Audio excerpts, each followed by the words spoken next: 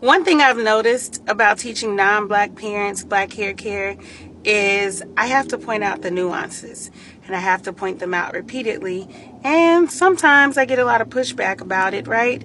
But you can't learn black hair care if you're not paying attention to the nuances.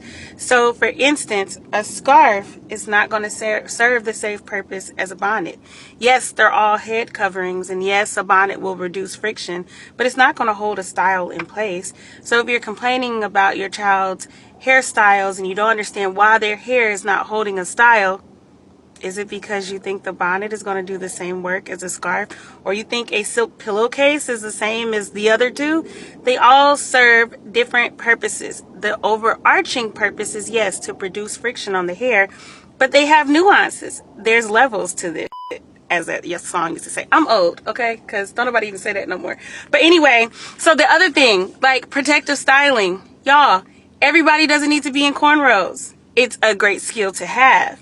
And it is a great protective style.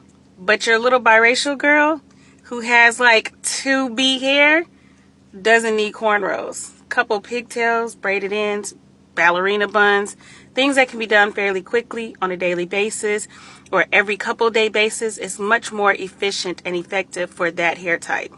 Nuances, y'all. You got to get them.